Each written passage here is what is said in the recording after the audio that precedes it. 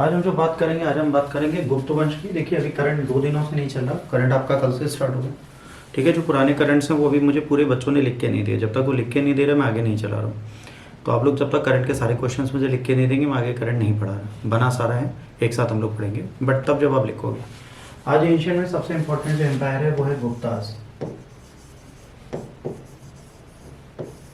ये कैसे आए, क्या इनका योगदान था, कैसे आगे बढ़े, क्या क्या कंडीशंस थी, इन सब के बारे में आज हम बेसिक जानकारी लेते हुए आगे बढ़ेंगे, ताकि आपको चीज़ें प्रॉपर मैनर में याद भी हो जाए और समझ में भी आने लगे।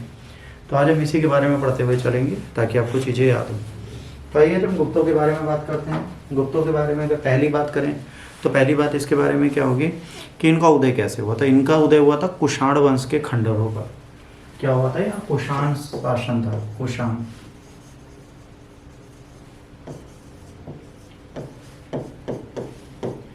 कुषाण वंश के खंडहरों पर बना है पहली चीज। कुषाण राजवंश के खंडहरों पर इसको बनाया गया है। गुप्त साम्राज्य और मौर्य साम्राज्य में कौन सा बड़ा था, अगर इसकी बात करें तो वो अगर ऐसे बात करेंगे कि गुप्त या मौर्य, तो एज ऑब्वियस है मौर्य गुप्तों से ज़्यादा बड़े। गुप्त एम्पायर मौर्यों से छोटा था। बट इन्हें क्या बोला गया, इसमें बहुत बड़ा प्रॉब्लम है कि भाई कोई जाट बोलता है, कोई ब्राह्मण बोलता है, कोई क्षत्रिय बोलता है। तो आपसे एग्जाम में सीधे प्री में क्वेश्चन पूछा जाता है। तो इसके लिए पहले है केपी जायसवाल। केपी जायसवाल इसको पंजाब के जाट बोलता है।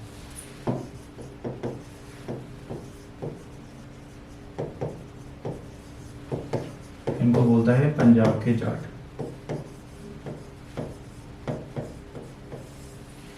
केपी जायसवाल इनको क्या बोलते हैं बेटा, पंजाब के जाट। ठीक ठीक है बेटा। इसके बाद राय चौधरी इसे बोलते हैं ब्राह्मण।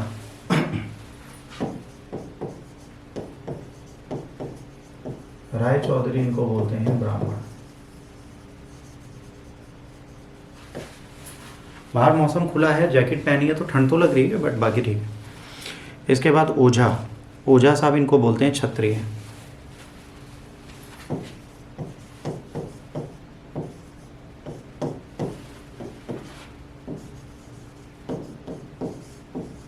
इन्हें क्या बोलते हैं, क्षत्रिय।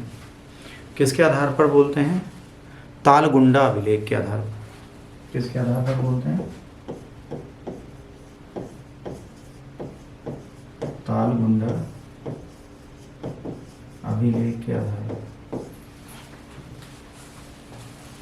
इसके बाद आती हैं स्मृतियां और थापर साहब।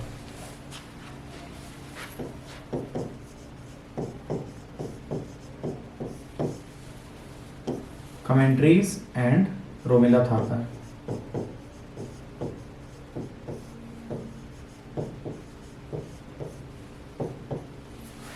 कमेंट्रीज एंड रोमिला थापर इनको बोलती हैं वैश्य।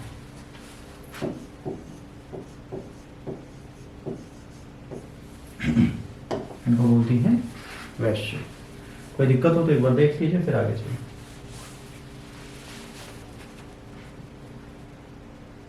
ठीक, आम मान्यता क्या है, जनरली से क्या माना जाता है, आम मान्यता है कि ये क्या थे, ये लोग थे वैश्य। आम मान्यता कहती है ये लोग थे वैश्य। अच्छा, गुप्त काल के पूरा अवशेष मिले होंगे, आर्कियोलॉजिकल एविडेंसेस मिले होंगे। तो गुप्तों के आर्कियोलॉजिकल एविडेंसेस सबसे ज्यादा किस राज्य से मिले, गुप्तास के पुरातात्विक अवशेष सबसे ज्यादा मिले हैं उत्तर प्रदेश। आर्कियोलॉजिकल एविडेंस सबसे ज्यादा कहाँ पे मिले बेटा, यूपी से मिले।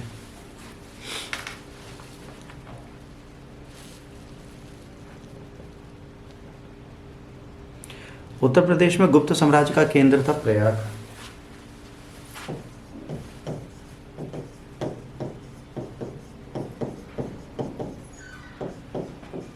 वो साम्राज्य का केंद्र था प्रयाग, इसीलिए इसका नाम दोबारा क्या रखा गया, प्रयागराज।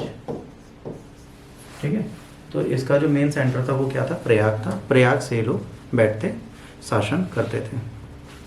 गुप्त पहले क्या थे, गुप्त पहले कुषाणों के सामंत थे। गुप्त पहले क्या थे,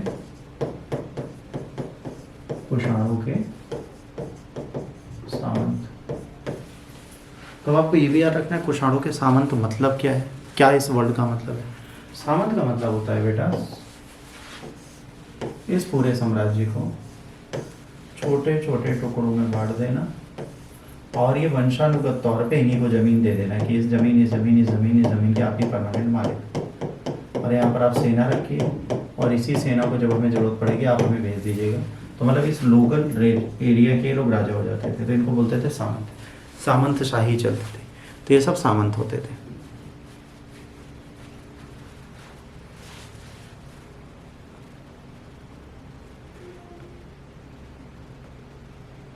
अब कुषाणों के अंदर रहे तो कुषाणों से इन्होंने बहुत कुछ सीखा होगा। कुषाण से इन्होंने क्या क्या सीखा? सबसे पहले सीखा जीन पहनना, जो जीन आप पहनते हो वो इन्होंने इनसे सीखे। और क्या सीखा इन्होंने? लगाम, जो घोड़े पर लगाम होती है वो इन्होंने इन्हीं से सीखी लगानी। लगाम इनको पता था यहाँ से कैसे आती है। इसके बाद बटन वाले कोट इन्होंने यहीं से सीखे, बटन वाले कोट यहीं पर बने। फिर क्या आया बेटा? बटन वाले कोट। फिर जो पैंट आप पहनते हो पतलून, वो भी कुषाणों की देन है। इसके बाद यहाँ से इन्होंने क्या सीखा? पतलून पहनना,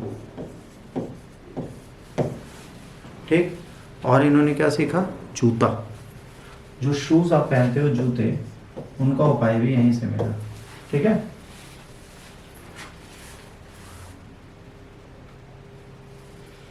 जूते का भी उपाय नहीं यहीं से मिला।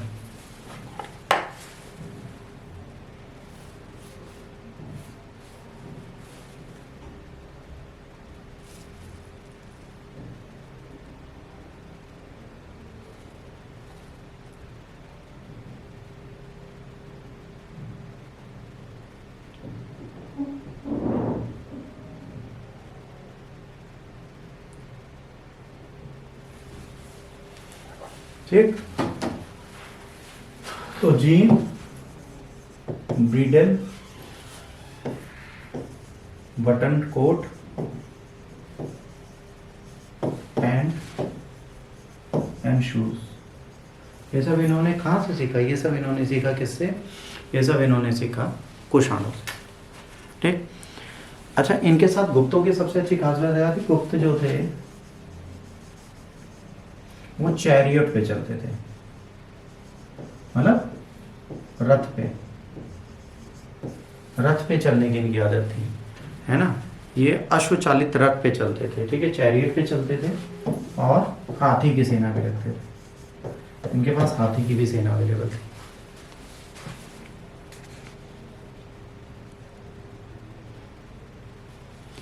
इनकी सबसे बड़ी पावर जो थी ये थी घुड़सवार, मतलब चैरियट। चैरियट से युद्ध जीतते थे, घोड़े, कैवलरी, इनकी सबसे बड़ी पावर। इसी से उन्होंने सारे युद्ध जीते।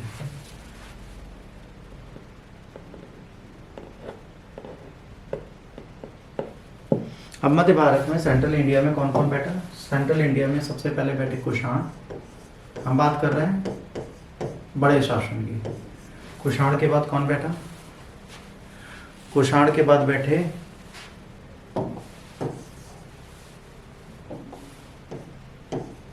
मुरुंड, और मुरुंड को रिप्लेस किया गुप्ताज ने। बट आपको मुरुंड कहीं नहीं मिलेगा लिखा हुआ, ठीक है, मुरुंड के बारे में हमें नहीं पता चलता है। तो मध्य भारत में कुषाण, मुरुंड और गुप्त है, ठीक है। कुषाणवंत कब आए? कुषाण वंश का अंत हुआ 230 एडी में। इनका अंत हो गया 230 एडी में, ठीक है। अशोक थे 232 बीसी में, सोचो कितने साल बाद ये हुआ। 230 एडी में कुषाण का अंत हो गया। कुषाण के अंत के बाद, ठीक है, कौन आया? कुषाणों के बाद आए मुरुंड। मुरुंड जो थे कुषाणों के रिश्तेदार थे। ये मुरुंड जो थे ये कुषाणों के रिश्तेदार हैं।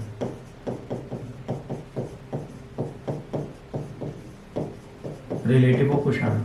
इन्होंने शासन किया 230 से 250 एडी तक। 230 से 250 एडी तक इन्होंने शासन किया। इसके बाद आ गए गुप्त। इसके बाद फिर गुप्त शासन करें। इसके बाद आ जाएंगे बेटा गुप्त, और फिर गुप्त लंबे समय तक शासन करते हुए आपको दिखते हैं। ठीक, अब इसका पहला शासक कौन था? अब इसके पहले शासक की बात करें तो पहला शासक जो किताबों में मिलता है वो मिलता है श्रीगुप्त। कौन मिलता है बच्चों? पहला शासक इनका मिलता है श्रीगुप्त। सबसे पहले शासक की अगर आप बात करेंगे तो सबसे पहला शासक जो इनको मिलता है वो मिलता है श्रीगुप्त। ठीक है, पहले शासक की अगर बात करेंगे तो पहले शासक का नाम क्या है? पहले शासक का नाम है श्रीगुप्त। तो पहला शासक इनका श्रीगुप्त है। इसको आदि पुरुष भी बोलते हैं।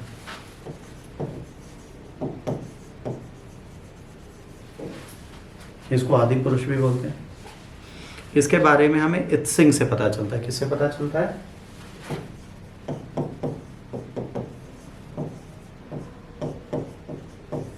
किससे पता चलता है? इत्सिंग से।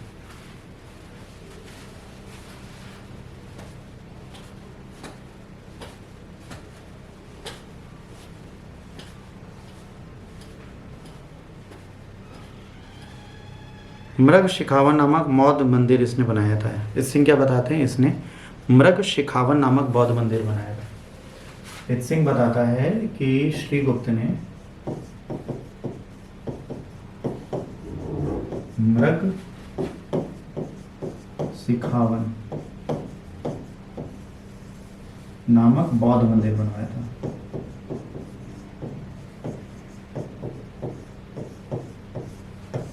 नामक बौद्ध मंदिर बनवाया था। मृग शिखावन नामक बौद्ध मंदिर बनवाया था। इसके बाद अगले आते हैं घटोत्कच। इसके बाद अगले कौन आएंगे बेटा? इसके बाद अगले शासक आएंगे घटोत्कच। तो इसके बाद आते हैं बेटा घटोत्कच।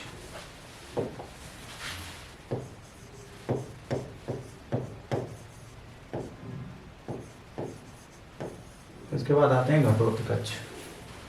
तो घटोत्कच भी लिख सकते हो, घटोत्कच भी लिख सकते हो। ठीक है, प्रभावती के copper plate inscription of Prabhavati.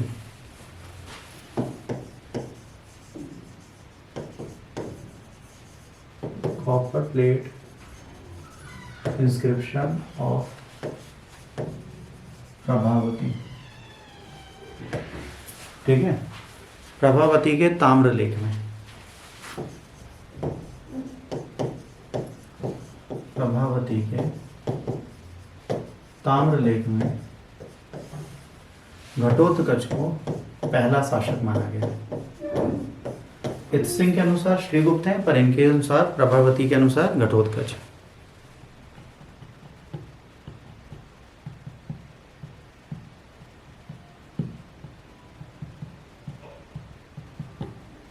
ठीक, इसके बाद जो अगले शासक बैठते हैं वो बैठते हैं चंद्रगुप्त फर्स्ट।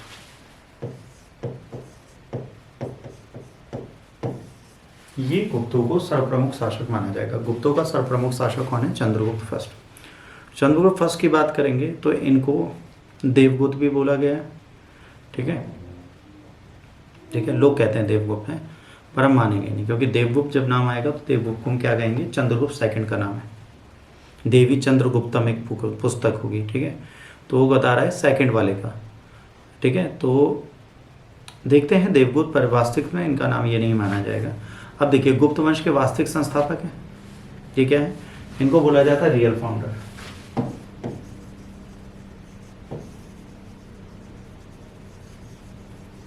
ये क्या है बेटा? वास्तविक संस्थापक है। विवाह इनका हुआ था लिच्छवी की राजकुमारी कुमार देवी से। याद रखना, इन्होंने किससे शादी की थी? लिच्छवी की राजकुमारी कुमार देवी से।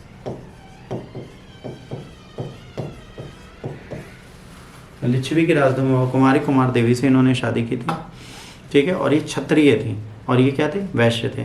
तो अपर कास्ट में शादी की थी, इसको बहुत वैल्यू देते हैं, तो इसीलिए इनको बोला गया लिच्छवी दोहित्री। ठीक है, तो जो समुद्रगुप्त का हुआ इनका बेटा जो पहला हुआ उसको बोला जाता था लिच्छवी दोहित्री। इसको क्या बोला गया? उसको बोला गया लिच्छवी दोहित्री। राज्यारोहण हुआ 319 से 320 के बीच में इनका राज्यारोहण हुआ।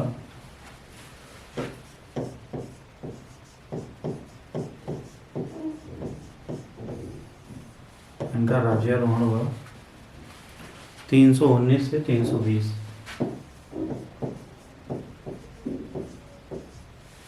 319 से 320, ठीक। एक पुस्तक और है जिसका नाम है कौमुदी महोत्सव।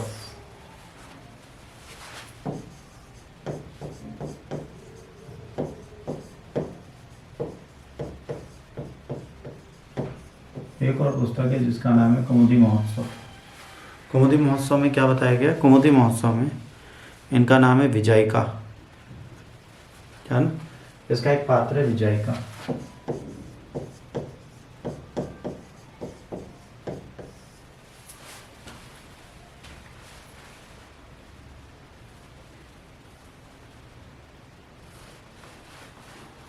ठीक है, इसका है विजयिका। और इसी में एक पात्र है जिसका नाम है चंडसेन। चंडसेन की तुलना की गई है चंद्रगुप्त से। इस चंडसेन की तुलना की गई है चंद्रगुप्त से। गुप्त वंश के पहले शासक हैं। इससे पहले जितने लोग थे उन्होंने राजा की उपाधि ली थी, राजाधिराज। पर इन्होंने कौन सी उपाधि ली? इन्होंने उपाधि ली महाराजाधिराज।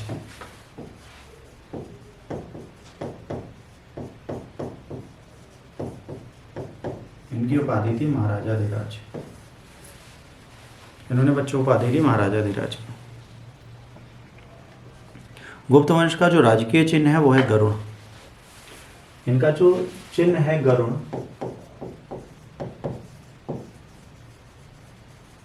वो किसने स्टार्ट किया? चंद्रगुप्त जी ने।